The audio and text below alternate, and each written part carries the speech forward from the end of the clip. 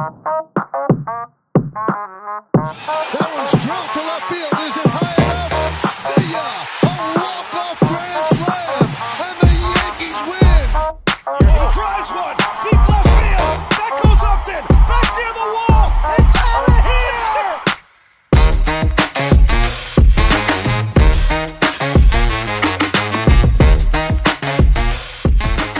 Welcome back to the Boroughs. As always, Kevin Bunk, Michael Merlo coming to you for BTO Media. And today is a very special episode. We're recording our Mets offseason predictions, going through 4 different scenarios of things that could happen with the Mets. We have put budgets on everything, even though Mike will tell you, and everyone will tell you, including myself, budgets don't exist in Mets land. But we do want to keep it a little bit controlled for spending. So I'll explain it quick and then we'll get right into it. We have 4 different scenarios. The first one is they only bring back Pete Alonso and then they spend an additional $60 million. The next one is the same scenario, but they bring back Diaz instead of Pete. Then we do a both are back with $85 million in spending. And finally, they just do whatever we want them to do. We go based off our preferences. They spend $100 million, and that brings their payroll up to roughly $360. Now, I didn't even tell Mike this before the episode, but we don't have to go right to the number on the budget. Mike knows that because we did this last year. But you can go a few million over, stay a few million under, and just feel comfortable about where you're at. But you really don't want to push it too far. We're trying to control what we do this offseason because I do think David Stearns will. We'll talk about that throughout the episode. But Mike, here we go. Mets budget episode. The first thing we want to do, diagnose who is on the team right now that will not be. We already had the Nimmo trade for Simeon. That's factored into everything here. That was last week. This week, Mets could get the hot stove going again. Who are those guys that get traded? Who are the guys on this squad that are not going to be a part of this team? Yeah, I mean, everything that you've heard is that Cody Bellinger is not going to be on this team in 2026. He's going to make about $15 million here. They have the team options for him. Well, really, I think it was just like incentive-based options. But either way, he's not going to be here, right? So I think you could get rid of that money off the Mets books. And then obviously Jeff McNeil. You know, David Stearns had talked about Jeff McNeil in his press conference announcing the Nimmo trade, how they spoke and how McNeil wants to be part of the plan here. But I just don't see a world where they're able to do what they want to do with their younger players and also keep McNeil and have him be worth what they're paying him. So I think they're going to also dump McNeil at some point and his $12.5 million. Do you have actual trade predictions that you want to make for them or no? Because they're just going to be dumps. I think they're going to be dumps. I wouldn't be shocked if if McNeil got traded for maybe a relief pitcher. And, you know, it was maybe similar in contract value coming back for the year, but I don't really have big time predictions for where either of these guys are going to go. Yeah, I wrote down 2 predictions, 1 for each, and they're basically what you just said, but just for the sake of the show.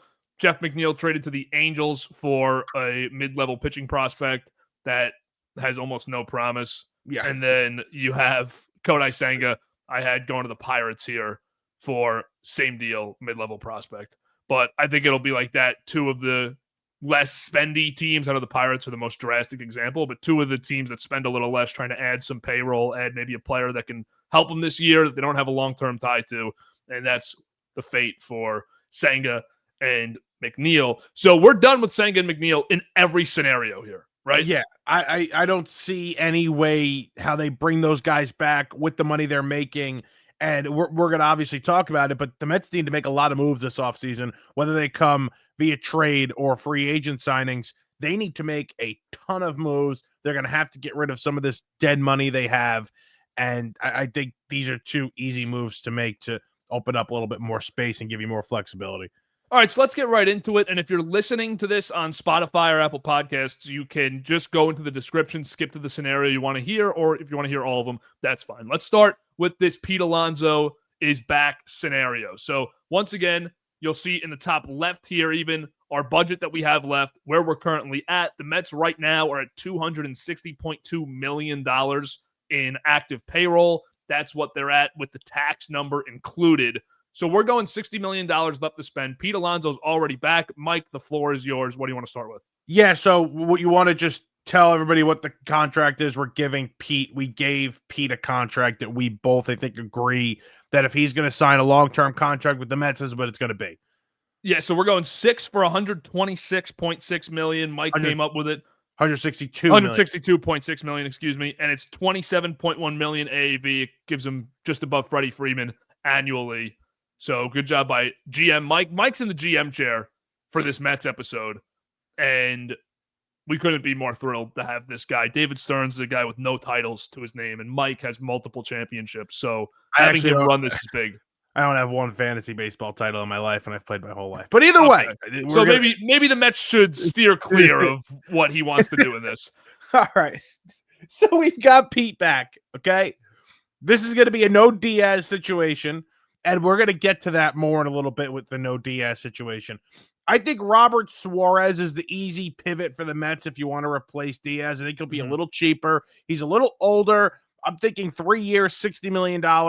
Robert Suarez is your closer, had a nice year with San Diego last season, obviously. Even when they brought in Mason Miller, Suarez still felt like the de facto closer for them. So I would go Suarez to replace Diaz. That'd be the first move I make after bringing Pete back. Yeah, I agree with that. I had Suarez written down also. And what was the contract you want to give him? I had 3 years, 60. Okay.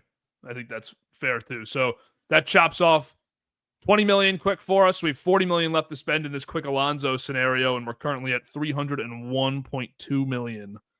And we're subtracting 27, correct? Because we both have Kodai and Senga going. Kodai and Jeff. Oh, yes. That's why I had it okay where it was before this. So let me just real quick.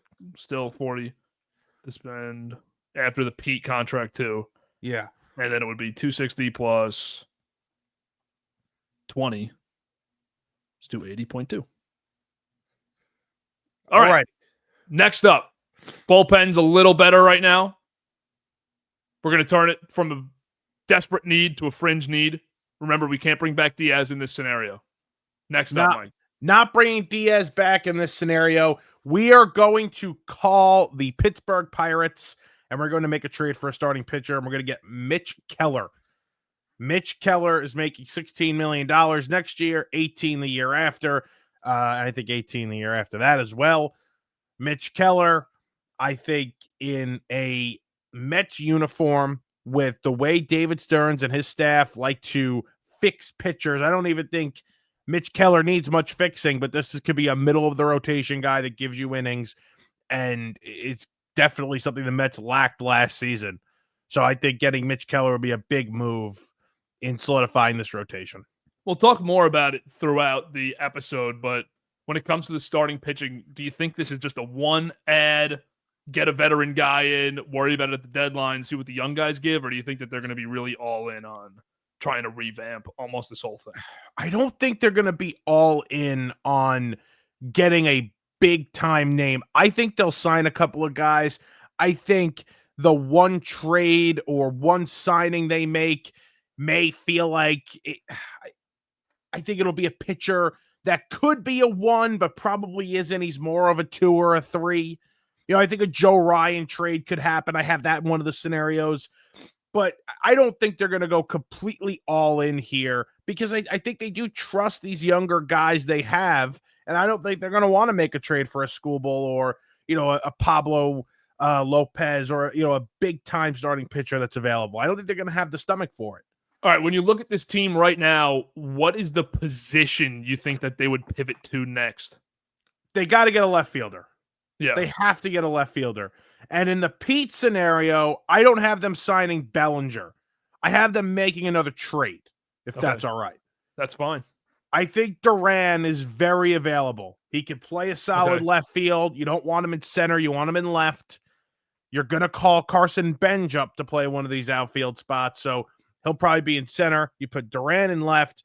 I think Duran makes sense. If you're bringing Pete back and you want an extra bat in this lineup, he'll play a better left field than what Nimmo did. He's younger, a little bit more athletic. Trust him more offensively going forward. I bring in Duran. He'll solidify left field for me. Okay, and then center field. Is this a Jet Williams spot? Is this the Tyrone Taylor spot again? This is going to be a Carson Benj spot for me. Carson Benj, all right. All right, so how much money are we adding with $7.5 million for this year for Duran? 7.5. So that's going to bring us. And then Keller, what's the Keller contract? 16 for this year. All right. So that's 7.5 plus 16 is 23.5. That's going to take us down to 16.5 million left to spend. That's going to up us to 303.5. How much money do I have left to spend? 16.5 million. All right, in this scenario, I am signing Zach Littell for a $10 million contract, and I'm moving Clay Holmes to the bullpen. Okay. You think Holmes would be all right with it? Holmes will be okay with it. He's under contract still. You're moving Holmes, who has experience closing games, pitching late in the game, obviously, with the Yankees. Make him my 7th or 8th inning man.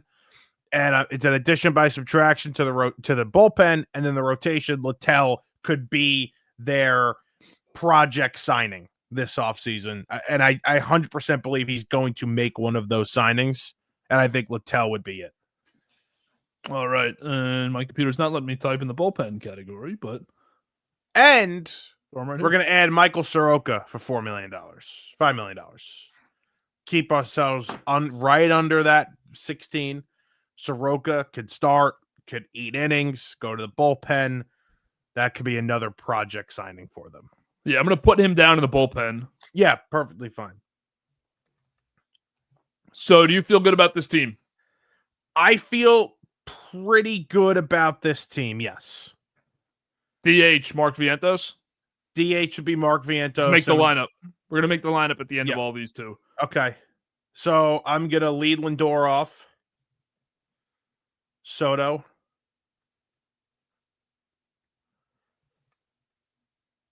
Alonso.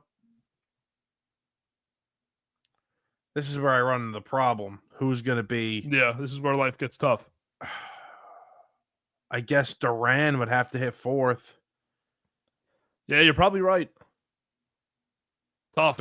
Duran has to hit 4th, and I don't love that.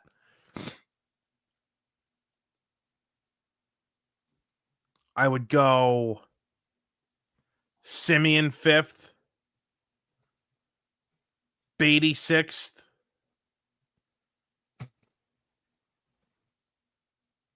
Alvarez 7th,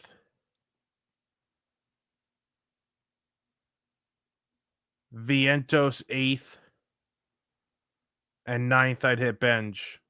I don't hate that lineup.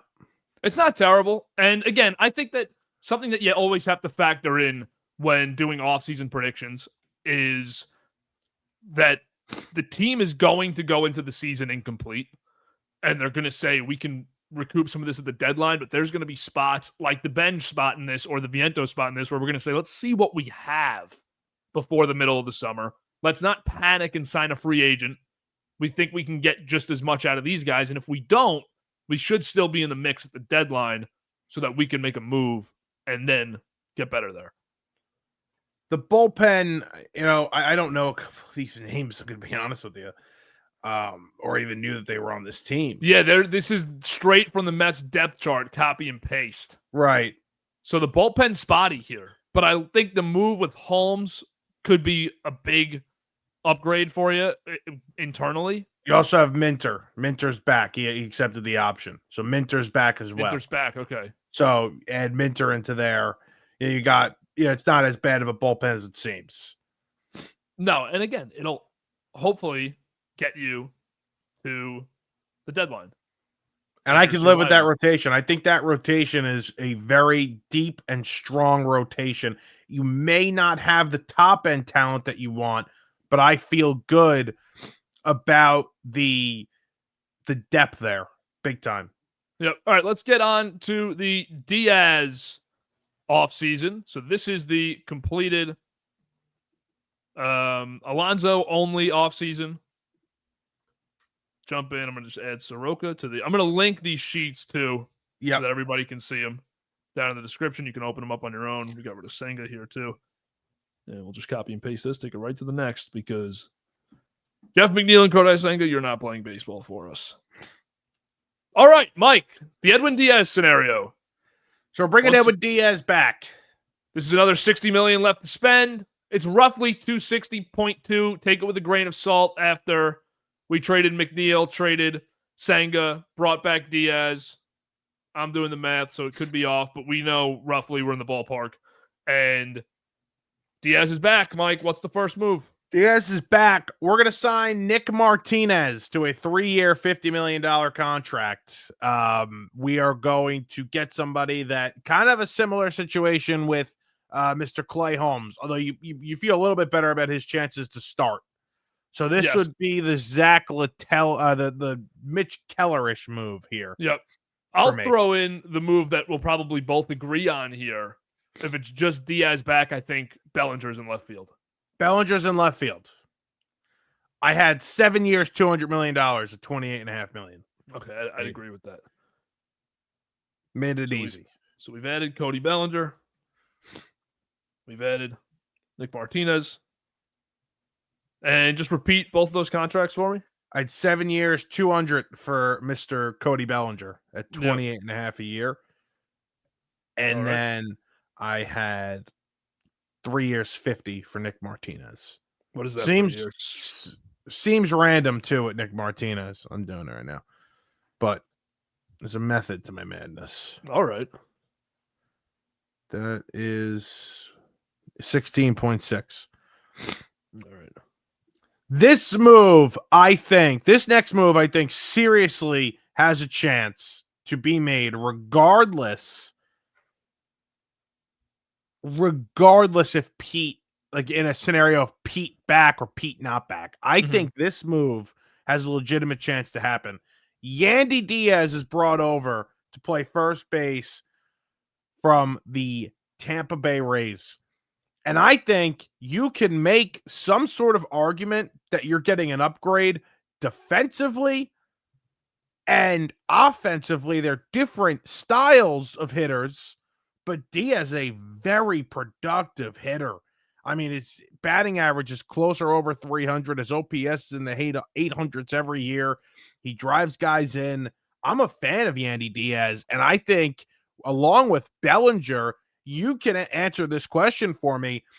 Is Bellinger Diaz more productive than Duran and Alonso? Totally. That might be a more productive team. Think about Diaz, how his numbers will now get inflated hitting somewhere behind Soto, Lindor, Bellinger. Yeah. That's a lot of on base. Those are good base runners, really good athletes. And you're going to put in a lot more runs than you were with the guys sitting in front of you the last few years. I almost think that should be the move they make. I like that move a lot. I did not have that on the radar. He's cheap. He's older. Don't get me wrong. He's 34. He's older, but he's cheap. He's $10 million this year and $12 million the year after. He had 25 home runs last season. Yeah, he's a really good baseball player. I hate, as a Yankee fan, just hate going against him. One of those guys, just a winning player. And in 2024, which was a down year for him, compared to the past few years, 14 homers, 65 RBIs. He still hit 281. His OPS was still 755, but that wasn't even close to what he did in 2023 and then 2025. And his salary is only $12 million this year. You could easily live with that. This is a player that I think they've been tied to. They've talked to the Rays about him in the past, but I think Yandy Diaz is the perfect replacement for Pete Alonso, and something I think the Mets are going to consider whether or not they lose. Like, I think this could be a situation where they had with the Braves. Obviously not the same caliber of player, but the Braves had Freddy out there, and the Braves said, we're going to trade for Matt Olson. He's going to be cheaper. He's younger, and we think he's better. They're wrong about that, but it made sense for them at the time. I think the Mets could make that move with Yandy Diaz while Pete Alonso is still sitting out there. And I think you look at this infield now, and Stearns is all about run prevention. We heard it in his press conference. I think he went away from it the last few years, understanding we can get all these good hitters in and bet different names, and he's kind of doing a different philosophy with the money he's had to spend.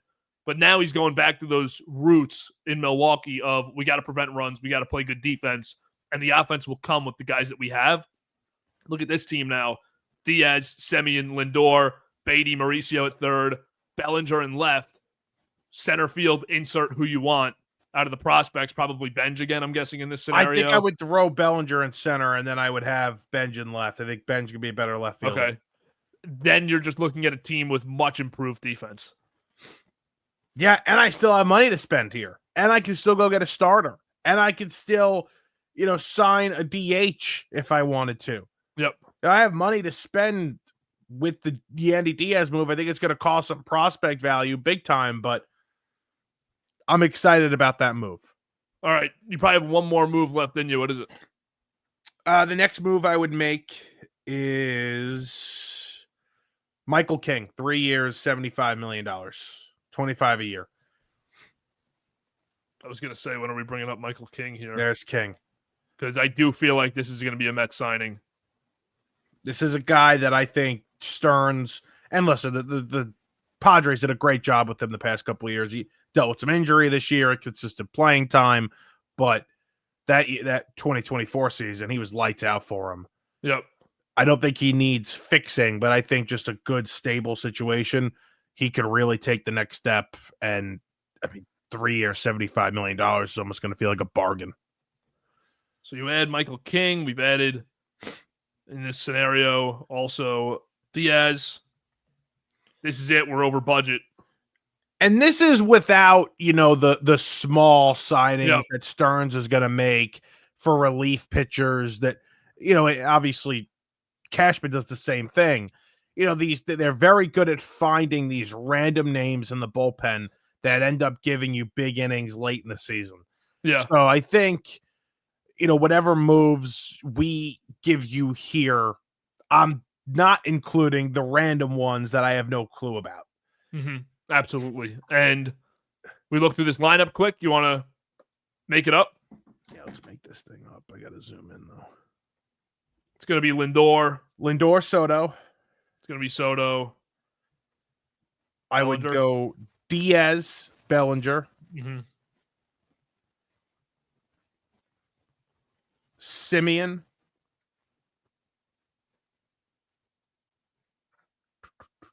Beatty.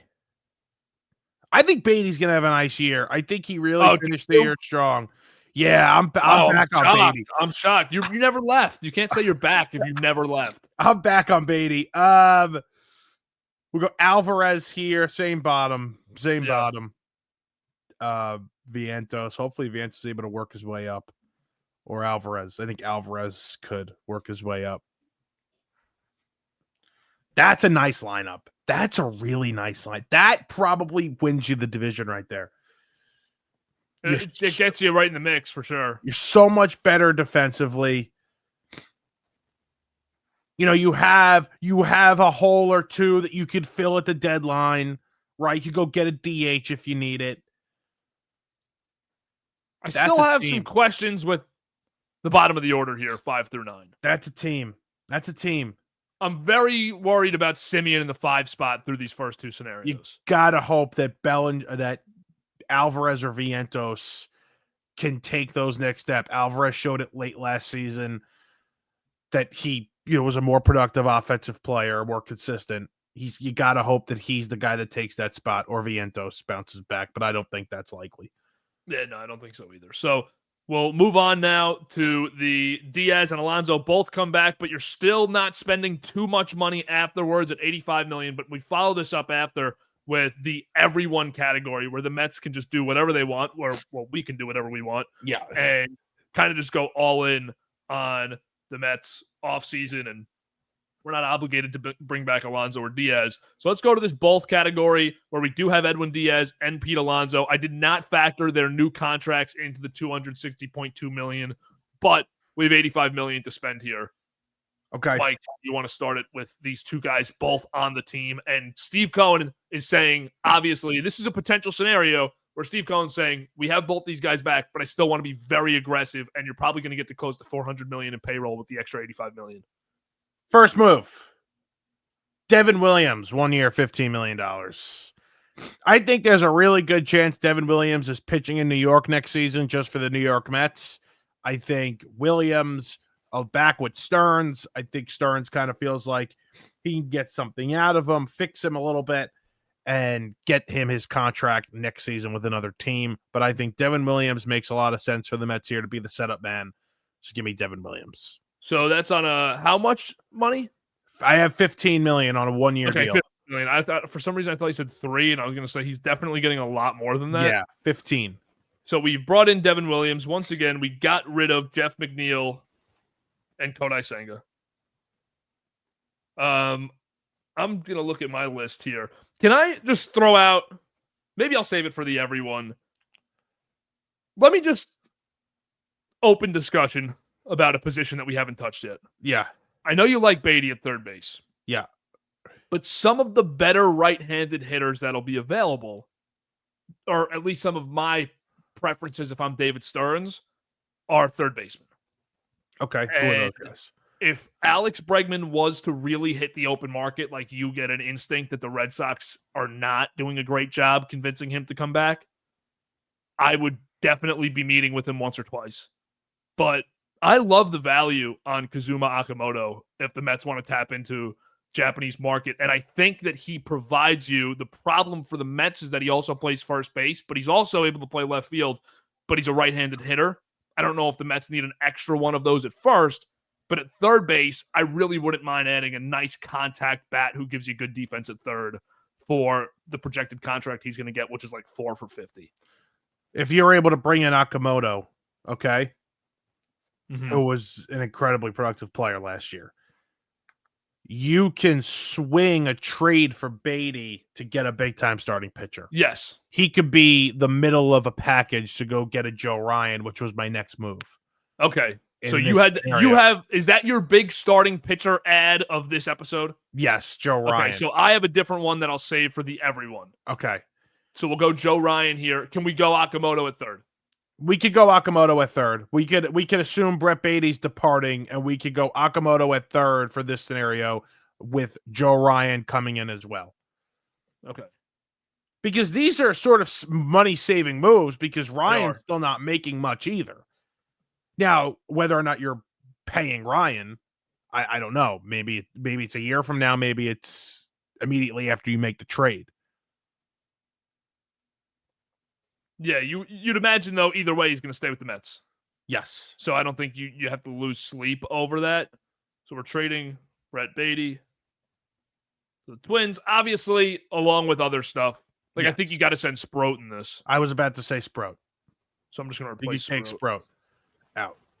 And then they maybe throw in another prospect or two. I don't even know if they'd have to. I don't know what Sproat's value is totally, but Brett Beatty and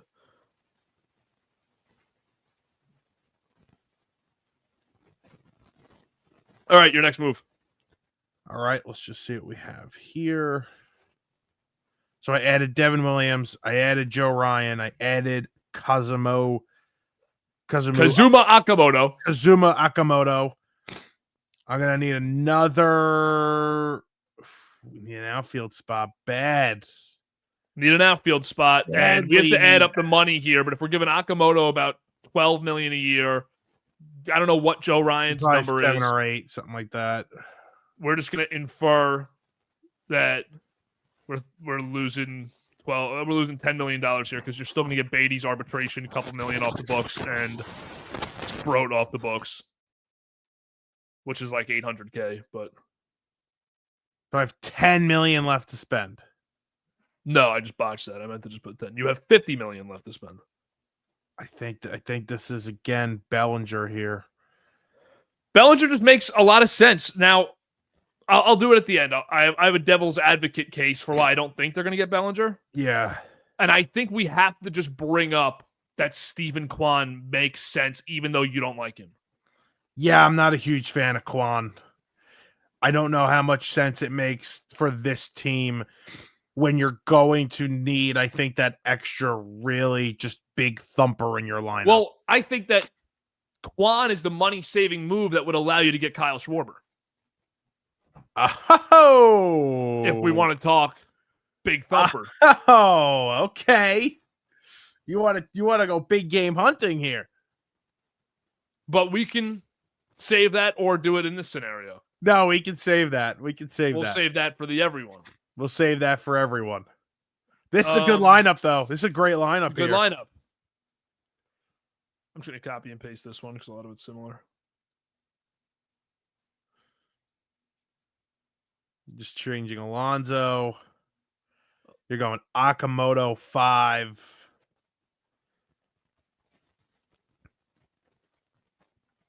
Beatty gone. That's sad. That's sad. War is over. Your war is over. Who we put in? Would you put Simeon in here, righty, or would you put righty? That's tough. Just all righty. Yeah. You got to move.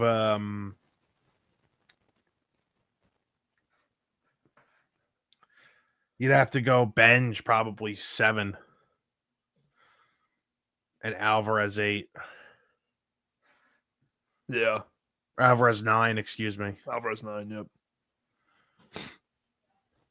Hopefully Benj is legit in spring training, takes those next steps. Could be that guy. Could be big time. Could be. It's a great team. This is the best one. Obviously, we've had the most money to spend, and you still have a little more to spend cosmetically in the bullpen with an extra $20 million. Yep. Good rotation. Joe Ryan back here. Got Joe Ryan. Ryan's going to be the ace. McLean, Peterson, Tom. Holmes is still probably a starter in this scenario. You got 6 guys that you trust. Six guys you feel good about. You like here, and then the flexibility at the deadline to potentially add.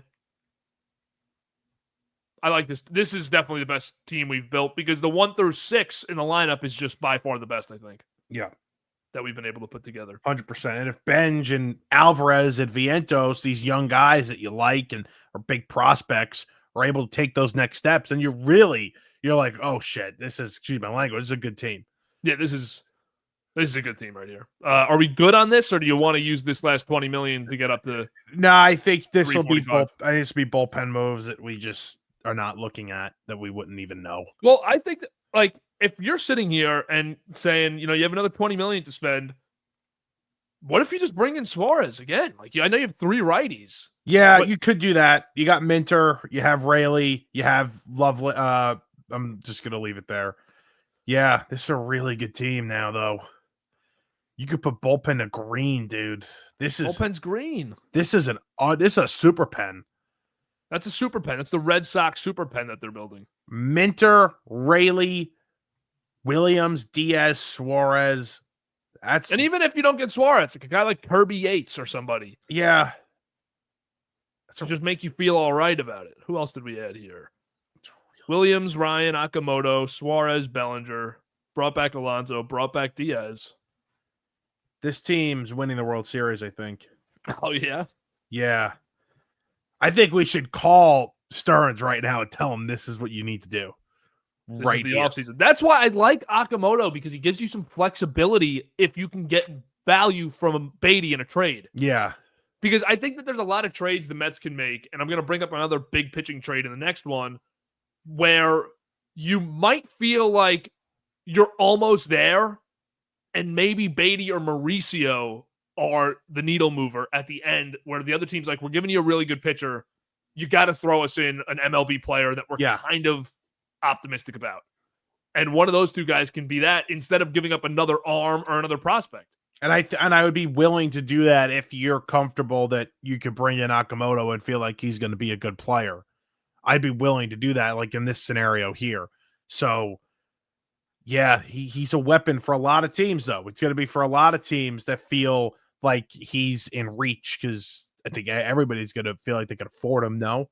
Yeah, I think so. And I love this scenario maybe the most because we see it now, and this is what I anticipated, but you put together a really good team that on day one, you feel great about winning the division. You feel great about competing for a World Series with the Dodgers, but you also now have the extra flexibility to add a couple bench players, but you're going into the deadline saying, we don't feel like we're in an egregious position with the tax.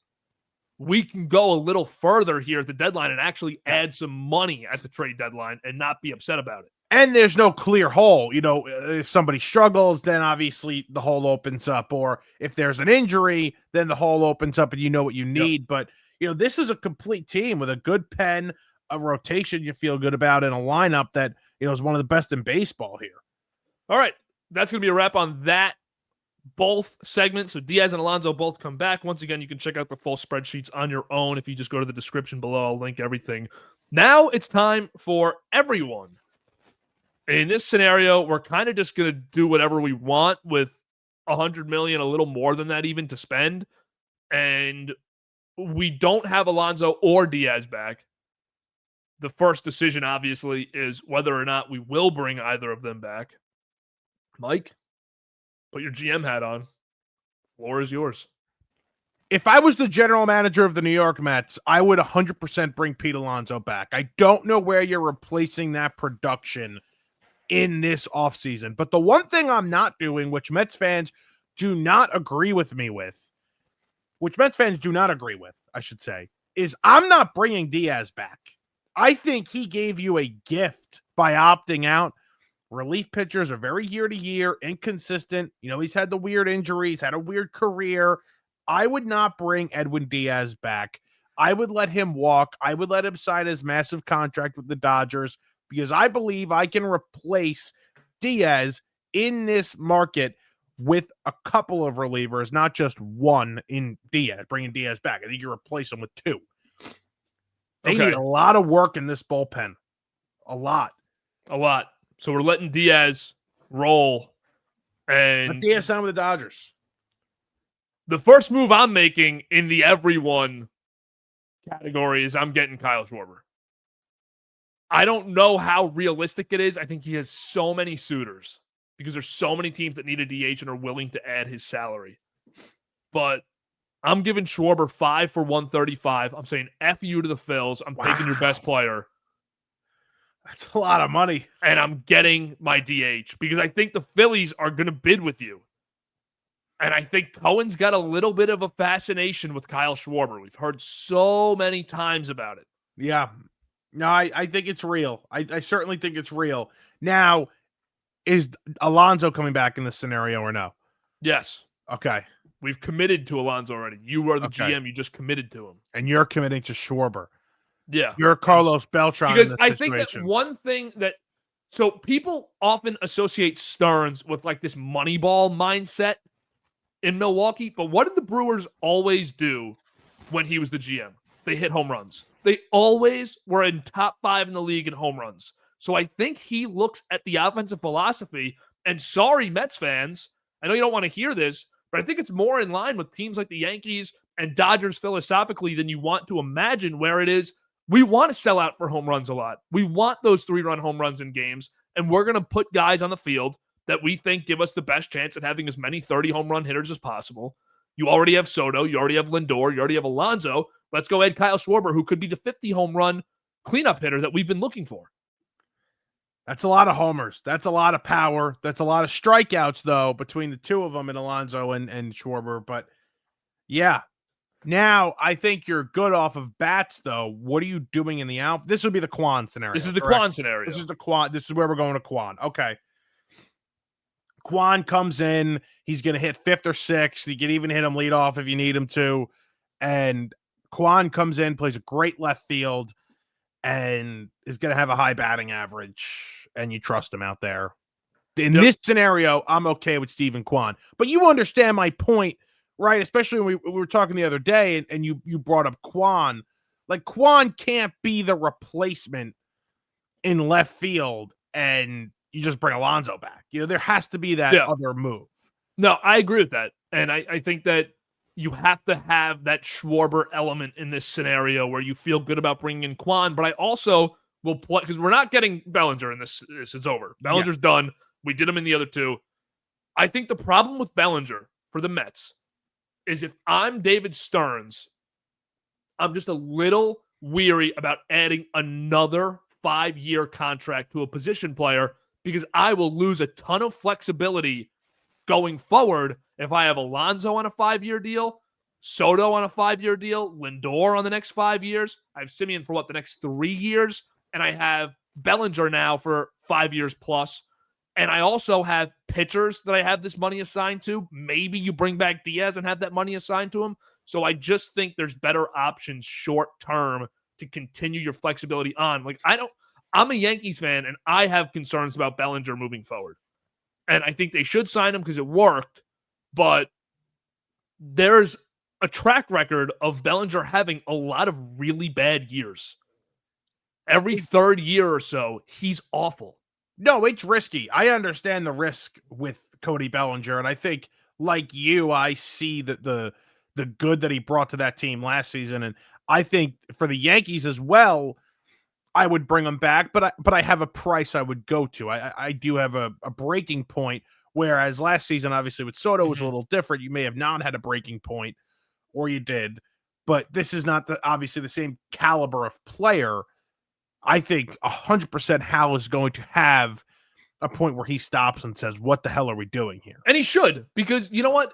It's just unrealistic for the Yankees to spend the I'm going to say this word without actually ill intent, but we joked about it last year with Soto. Like, the Mets gave an irresponsible baseball contract. Yeah. Like, it's unrealistic for the Yankees to do that because Hal Steinbrenner's not this majority owner like Cohen where he can just spend and not turn a profit. Cohen's fine with, I know the comment the other day, like, I'm not trying to get into that at all. Steve Cohen's fine with not turning a profit. So with Cody Bellinger, they might not have a number. You know, they might be willing to go to 215, 220 and say, we really want this player. And if they do, I don't blame him because he fits a lot of their needs. He's going to give you pop. He's going to give you long at-bats. He's going to get on base. He does a lot of the things Kwan does, but he's a much better hitter. Yeah. You're still getting really good left field. A little bit less on the bases. Fine. Who cares? But I think that Bellinger would fit great. In this scenario, though, I do like the Kwan Schwarber thing. This would be awesome. Where would you go next? That could also be the Phillies, by the way. This could very easily be the Phillies. This could absolutely be the Phillies. Kwan, Schwarber. Schwarber brought back Kwan with Philadelphia. We'll go to bullpen. Williams and Suarez. Same contracts, 15 and 20 a year. 3 years for Suarez, 1 year for Mr. Suarez over there. I'm going to throw in Kirby Yates, too, because he's only projected to get about a $3 million contract. So I like to just solidify the bullpen here. I think that this is a done deal on the pen. Done deal on the pen. We'll add another former Yankee, and I think King, if it's going to be with a signing, King is the most likely option where they spend money. So I'm going to go back to King again. All right, so let's add up all this money quick. King is 25. I had 25. 3 for 75. 25 for King, 3 for Yates. Williams is 15. 15. And Suarez, what did we give him? 20. 20. We didn't assign a value to Kwan, and you said 5 years, 135 for Schwarber. Yeah, I already factored in the Schwarber. Okay. So right now there's $10 million left to spend. I just got to add in Kwan quick. He's got arbitration, so. Oh, you got to trade for Kwan. Yeah. Okay. He's projected in arbitration $8.5 million. We can go a little bit over the $100 million here if we have to. We have 2.5 left. It's a cosmetic move, but is there another player in this, because it's the fun everything scenario, that you'd want to add?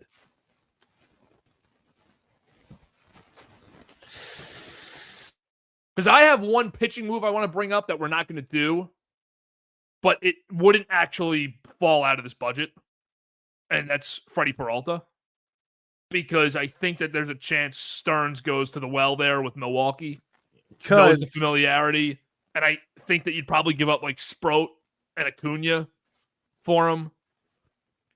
And no one's losing sleep over that. I'll drive him. You'll drive, exactly. Like, I don't think I'll drive those two. Because I was looking at past Brewers trades, and they're not getting insane value on their top arms. Well, the obviously that makes sense actually compared to the Burns trade. It does. You compare it to the Burns trade, and then it's different, but you compare it to the Williams trade, that's a very similar return in value to what they're getting for star arms. You're getting, a decent size, their third best pitching prospect, and a player that there was somehow, even if it was Ronnie, I think I would do it if it was Ronnie. Yeah, I think if they said Ronnie and Sproat. If they wanted both.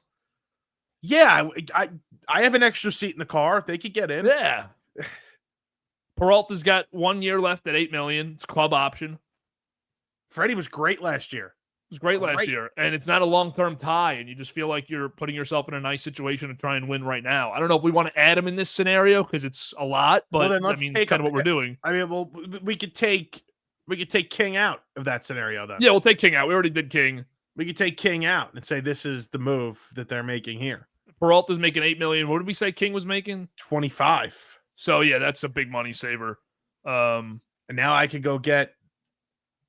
Got $19 million left to spend. I mean, you're definitely considering Okamoto here.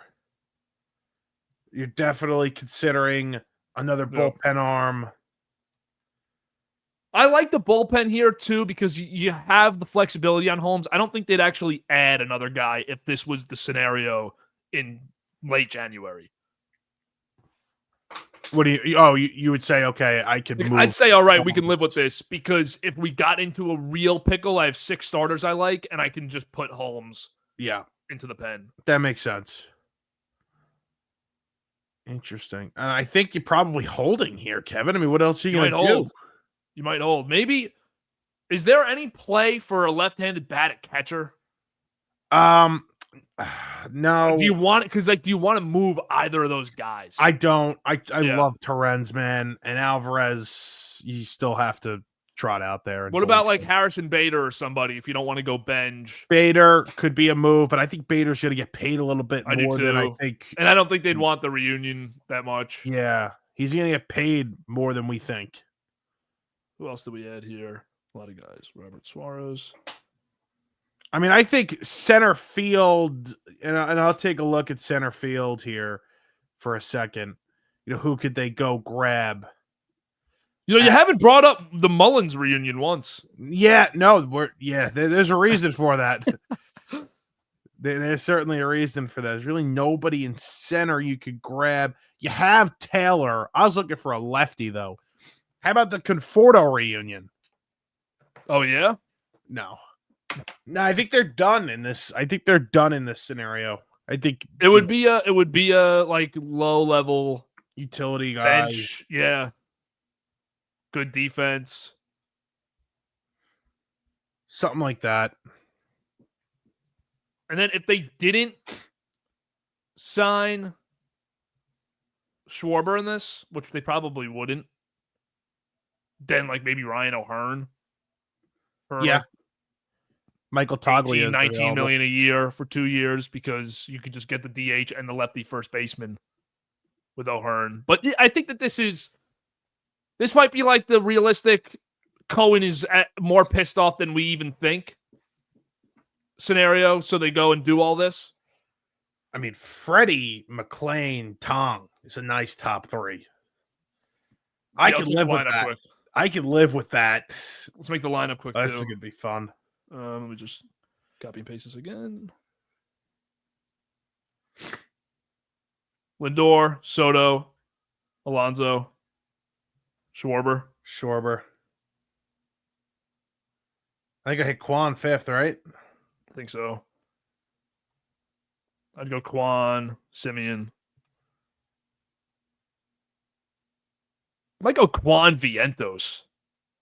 Okay. Vientos not even here in this because Schwarber's DHing. Yeah, so go You're probably trading him for something. Yeah, go Kwan Alvarez. Simeon. I'd go Beatty, Simeon, center field. Make it nice. Bench. Yeah, okay. Let's be honest about Simeon. He might be like a 660, 670 OPS guy this year.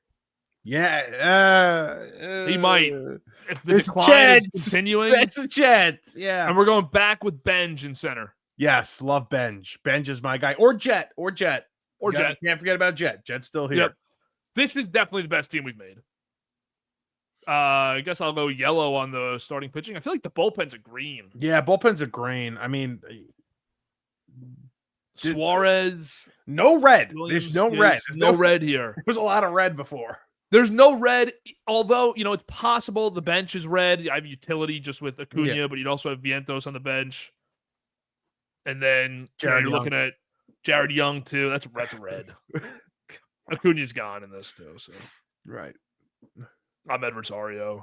We'll put the rest of the money there. That's fine. They keep it green, keep it yellow, by the way, then, if it's a med. No, it's a med screen. Oh, okay. Let's go. But they this is a loaded squad.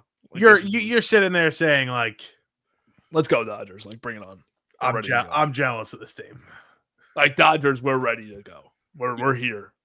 And there's nothing like this is maybe I can't say this after last year, but there's no way we don't win the division, or at the least we don't miss the playoffs team. We got to send. Right? There's no way. Right? There's no way. There's no way. Well, you're stealing Schwarber from the Phillies, so I'm assuming that means they signed Tucker, right? Yeah. You got one of the best top fours in the league. If Benj is anything in center, this is a loaded lineup. You're better defensively. And you take so much pressure off of the third base and catcher spot to be good. Yep. They can take time to settle in, even though you don't want to see Beatty and Alvarez settling in anymore. You want to see it happen. But they can take time to just chill and get the flow for the season. And I've got a closer and a setup man. And I've got a lefty that has experience late in the year. Yep. And, you just add like low value arm, Kirby Yates. You feel good about it. You feel really good about it. All right. So we'll send this over to Schwarber, to Stearns. We're going to send it to him. We're going to send it right to Cohen, Twitter DM. Yeah. We got your plan. We have your plan. And so this probably leaves you with left us with about $14 million to spend. Because we are actually seriously adding Rosario now. He's not going to take 19? I have a feeling he's not. What about IKF? I'm good. My guy. He slides into first. He doesn't run it through. I think that's a wrap on Mets budget. Mets budget done. Mets offseason breakdown. So few teams there that could legitimately win the World Series. These teams are all pretty good except for this one. That one's not good. That one can't win. Very good. That one can't win. And I think you have to get to a point where you're at one of these last two lineups. Yep. Where your bottom four is Simeon, center fielder, Vientos, Alvarez, or however you slice that up. Yep. Vientos, Beatty, whoever it is. That's got to be your bottom four. You can't have one of them in the top five. I like this team too, though. I like both of them. And I think this team maybe is the more realistic. You don't get Schwarber. You bring back Diaz and Alonso. I think they're going to bring both back. I agree with you, though, because look at even without the massive budget here, right? Which the Mets have. Like, I feel stupid doing this huge spending spree, but like they have the ability to do it.